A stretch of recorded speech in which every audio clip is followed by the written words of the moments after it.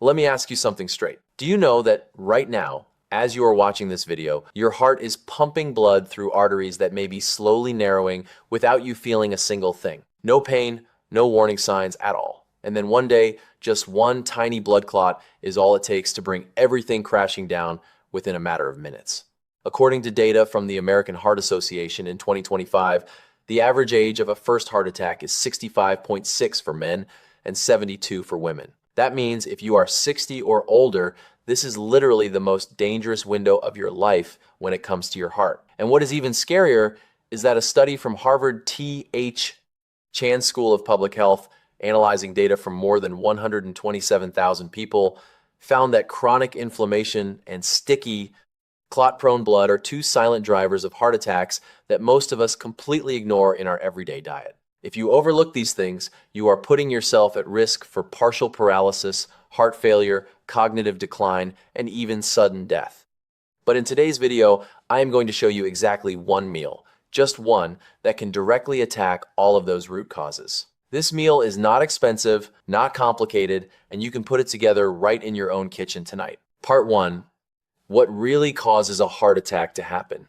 First, let me explain very quickly and very simply what actually happens when a heart attack strikes. Because if you do not understand this, you will not understand why the meal I am about to share matters as much as it does. Our heart needs blood to function, just like an engine needs fuel. That blood is delivered through small tubes called coronary arteries. The problem starts when, over the years, fat, cholesterol, and other substances gradually build up along the inner walls of those tubes, forming a thick layer that doctors call plaque. Think of it like a garden hose that slowly gets built up on the inside year after year. The flow gets weaker, the space gets narrower. That is exactly what is happening inside your arteries. But the real danger is not the plaque slowly narrowing the artery. The real danger is when that layer of plaque suddenly cracks or ruptures due to something like inflammation, a spike in blood pressure, or stress. The moment that happens, your body recognizes that crack as an injury and does exactly what it was programmed to do, which is send platelets rushing in to patch it up. And the result is a blood clot forming right at that spot.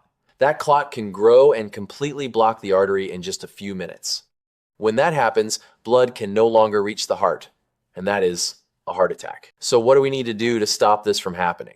We need to address the things that make plaque more likely to crack and the things that make blood more likely to clot. The two biggest enemies here are chronic inflammation in the body and blood that is too thick and too sticky. And that is exactly why the meal I am about to walk you through is so interesting, because every single item in that meal goes after both of those enemies directly. Part 2. The best meal to prevent a heart attack. All right, this is the part I know many of you have been waiting for. This meal has 4 components, and I am going to walk you through each one in the simplest way possible. Number 1, pan-seared salmon.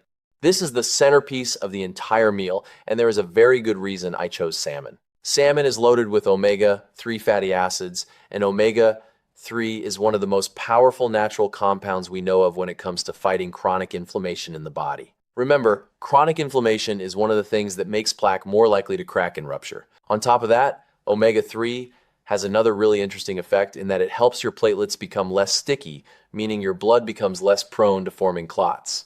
A study from Harvard T.H. Chan School of Public Health analyzed 13 randomized clinical trials involving more than 127,000 participants and found that regular omega-3 supplementation reduced the risk of heart attack, coronary artery death by 8%.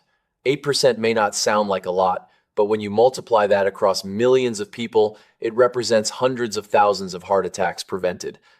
For preparation, you want to take a salmon fillet around 5 to 6 ounces, pat it dry with a paper towel, and season both sides with a little salt and black pepper. Place a pan on the stove over medium heat, add 1 tablespoon of olive oil, and let it warm up. Then lay the salmon in and cook each side for about 3 to 4 minutes. You will know it is done when the flesh transitions from deep pink to a lighter, more opaque pink and flakes easily when you press it with a fork. No need to make this more complicated than that. Simple, but genuinely effective. Number 2, arugula salad with extra virgin olive oil. Arugula is a leafy green with a slightly bitter, slightly peppery flavor. And the reason I chose arugula over other greens is because it is packed with natural nitrates. When you eat arugula, your body converts those nitrates into something called nitric oxide. And nitric oxide acts like a natural relaxer for your blood vessel walls, meaning it helps your arteries soften, widen, and allow blood to flow through more freely. Now, when you dress your arugula salad, do not reach for the bottled dressings at the grocery store because most of them are loaded with sugar and refined vegetable oils. Instead, use extra virgin olive oil, which is cold-pressed and unrefined. This oil contains a special group of antioxidants called polyphenols that scientists have studied extensively over the past few decades. Just drizzle about 1 tablespoon of extra virgin olive oil over your arugula, add a pinch of salt, a little black pepper, and squeeze a bit of lemon over it if you like. Quick, simple, and genuinely delicious. Number 3, garlic. This is the simplest ingredient in this meal, but do not ever underestimate it. Garlic has been used for thousands of years in traditional medicine, and modern science has now confirmed that it truly does work as a natural blood thinner. Inside garlic, there is a compound called allicin, and allicin has the ability to inhibit platelet activity, meaning it helps your blood become less likely to clump together and form clots. On top of that, garlic also supports lower LDL cholesterol and helps improve the flexibility of your artery walls. You can use garlic in 2 ways with this meal. Option 1 is to eat 1 small raw clove, because allicin is produced in the greatest amounts when garlic is crushed and then left exposed to air for about 10 minutes before eating. Option 2, if you do not enjoy eating it raw, is to mince the garlic and toss it into the pan with the salmon during the last few minutes of cooking. Heat will reduce some of the allicin, but it still preserves plenty of other beneficial compounds, and the flavor it adds is fantastic. Garlic is inexpensive, available at any store, and that is exactly why I love recommending it to my patients. Important note about how to eat this meal. What I want you to remember is that these are not 4 separate foods you just add into your regular daily meals whenever you feel like it. This is one complete meal consisting of pan-seared salmon alongside arugula salad dressed with olive oil and garlic either on the side or cooked in with the fish. Everything together in one sitting. And you should aim to have this meal about 2 to 3 times per week. You do not need to eat it every single day. 2 to 3 times a week, kept up consistently, and over time, your body will begin to feel the difference. Part 3. To prevent a heart attack, don't skip this after you eat. All right, so now you have got a great meal locked in, but there is one more thing that a lot of people tend to skip over, and I really do not want you to skip it, and that is taking a walk after you eat. I know. After a good meal, all most of us want to do is sit down on the couch and relax. I completely understand that feeling, but hear me out on this one. A study published in the journal Sports Medicine out of the University of Otago in New Zealand found that walking for just 10 minutes after each meal was more effective at managing blood sugar levels than taking one 30-minute walk at a fixed time during the day. High blood sugar after eating is one of the factors that makes blood more prone to clotting and causes gradual damage to blood vessel walls over time, so managing it right after a meal plays a real role in protecting your heart long term.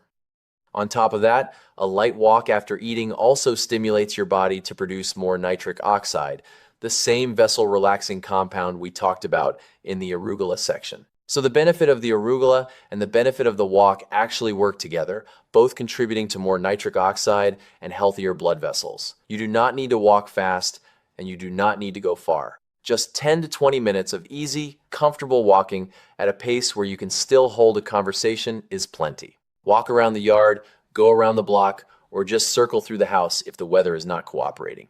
We have walked through the whole picture today, starting from understanding why a heart attack happens to a simple but powerful meal that fights chronic inflammation, naturally thins the blood, and improves circulation, and finally a small post-meal habit that can make a surprisingly big difference over time. If you found this video helpful, please share it with someone you love so they can also learn how to protect their heart and reduce their risk of a heart attack. And go ahead and like this video so it can reach more people, because somewhere out there, someone really needs to hear this.